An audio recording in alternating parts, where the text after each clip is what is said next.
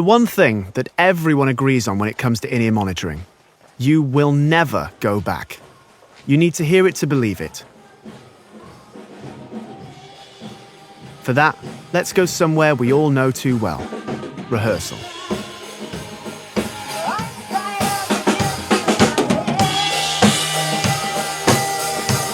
Yeah, we all know this. Too many sources, everyone wants more volume, and you have the wedges yelling at you, right?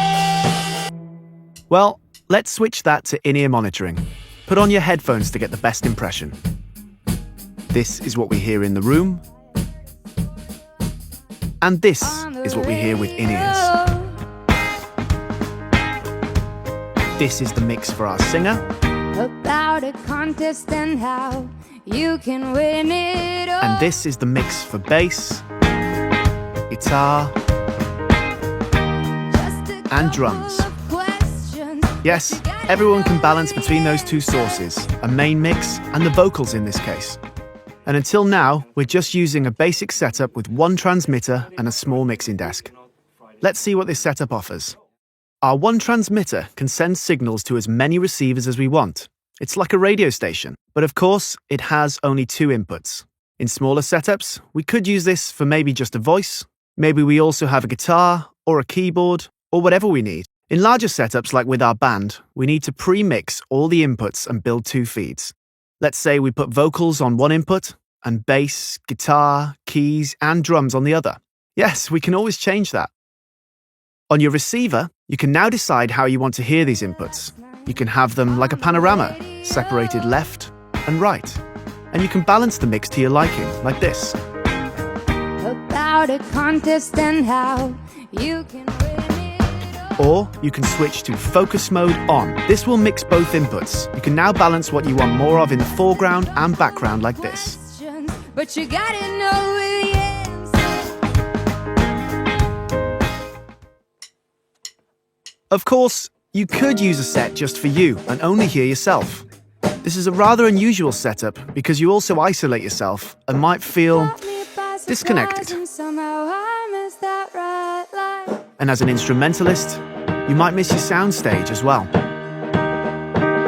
That's why most in-ear mixes rely on a much more complete feed of all sound sources.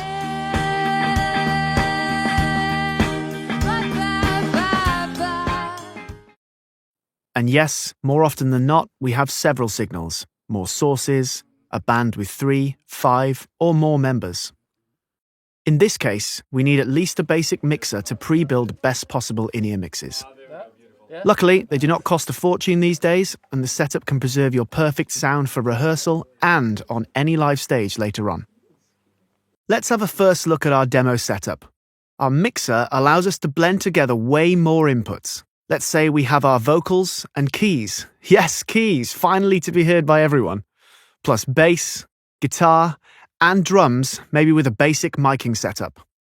Now, using the mixer, we can decide what we send to each of the two inputs on our transmitter. For example, we have all the options to build a classic mix that separates vocals and instruments, or a fine-tuned mix that gives the instrumentalists a better distinction on one input while combining keys and vocals on the other input.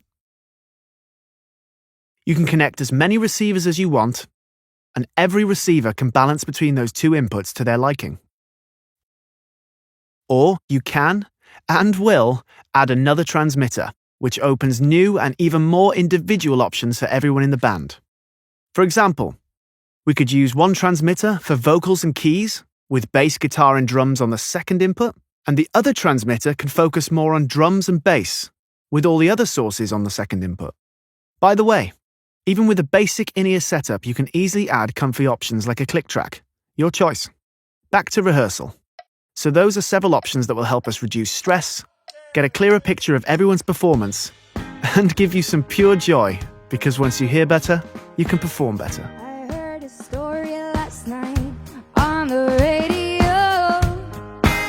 Our next session will cover tech basics, so you're well prepared for both rehearsals and live stages. See you there.